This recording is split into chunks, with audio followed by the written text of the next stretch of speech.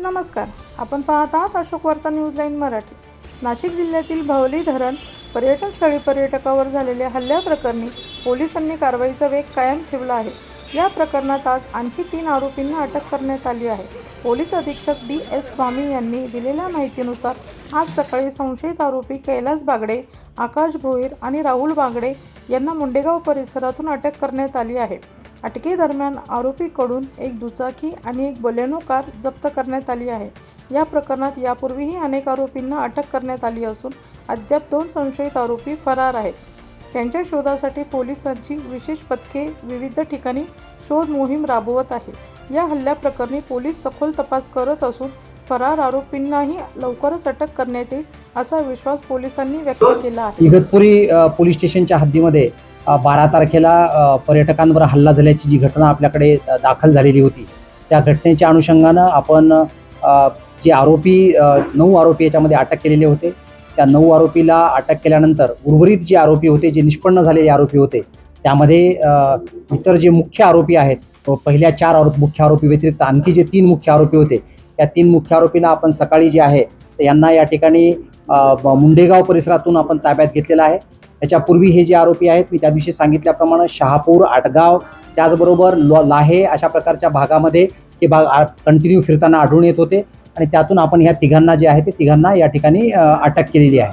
त्याच्यामध्ये त्यांचे जे नाव आहेत, ते नावामध्ये ते 3 आरोपी जे आहेत ज्यांचा मुख्य रोल आहे, जे आपल्याला त्या ठिकाणी स्टिकनी काच फोडताना, त्याचबरोबर दगड फेकून काच फोडताना आणि वाहनाची काच फोडताना आणि त्याचबरोबर जे इतर काही लोकांना त्यांनी कॉल जो केला होता आणि त्याच्यामध्ये जे बाकी आरोपी होते, अशा सगळ्या आरोपींच्या संदर्भामध्ये ह्या 3 आरोपींची नावं निष्पन्न आहेत।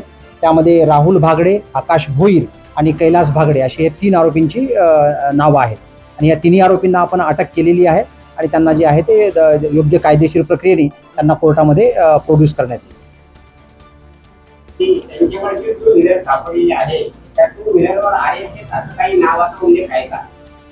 त्यांची जी 2 व्हीलर जी आहे, ते 2 व्हीलर आपण ताब्यात घेतलेली आहे। त्या अनुषंगानं कुठला मुद्दा जो आहे तो तुमचा मुद्दा कुठल्या अनुषंगानं आहे हा मला काही आता सांगता येणार नाही, परंतु ते जे आहे ते आपण 2 व्हीलर ताब्यात घेतलेली आहे। आणि त्याच्यानंतर दुसरा जो मुद्दा आहे, त्यांची बलेनो नावाची जी गाडी होती, ती बलेनो गाडी जी आहे ती आणखी अद्याप ताब्यात आपल्याला नाही, तर त्या गाडीच्या अनुषंगानं आपला तपास। त्याचबरोबर दुसरा जो मुद्दा आहे, तो दुसरा मुद्दा की इतर आरोपी आणखी सुद्धा काही जे आरोपी स्पॉटवरती होते, असे 2 आरोपी आपल्याला आणखी त्याच्यामध्ये, आरोपी म्हणण्यापेक्षा संशयित आपल्याला माहिती मिळालेली आहे, तर त्या संशयिताचा काही रोल आहे का हे पण आपण याच्यामध्ये उर्वरित तपासामध्ये आपण निष्पन्न करत आहोत किंवा तपासत आहोत।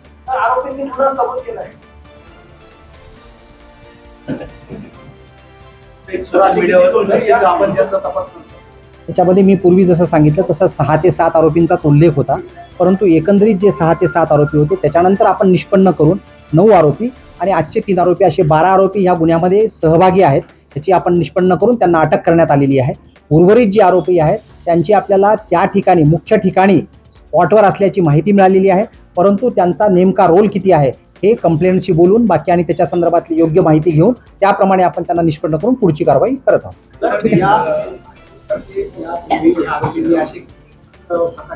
त्याच्यामध्ये जे आहेत, मी त्या दिवशी सांगितल्याप्रमाणे पहिल्यांदा एका आरोपीबद्दल आपल्याला जी माहिती मिळालेली होती, त्याच्यावर पूर्वीचा एक मर्डरचा गुन्हा होता। एका आरोपीवर जो आहे तो मोबाईल चोरीचा पण एक गुन्हा आहे।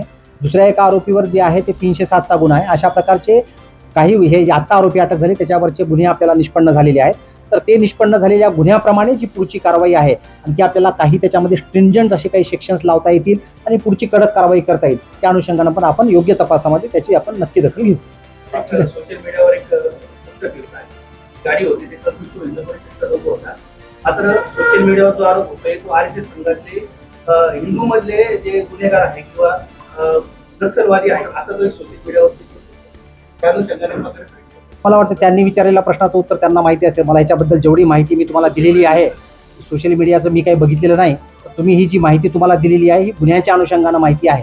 तर गुन्ह्यामध्ये हे आरोपी अटक आहेत, एवढे आरोपी पूर्वीचे 9, आत्ताचे 3, 12, ते त्या अनुषंगानं जी आहे ती गाडी, आता ही जी वाहन तुम्ही म्हणताय ते वाहन ह्यांचं नाही आहे, ते आणखी कुठल्या तरी माणसाचं कुठेतरी त्यांनी भाड्याने घेतलेलं, आपलं विकत घेतलेलं वाहन आहे, ते नेमकं वाहन कोणाचं आहे आणि बलेनो गाडी विशेषतः ती आपल्याला ताब्यात घेणं बाकी आहे। थँक्यू।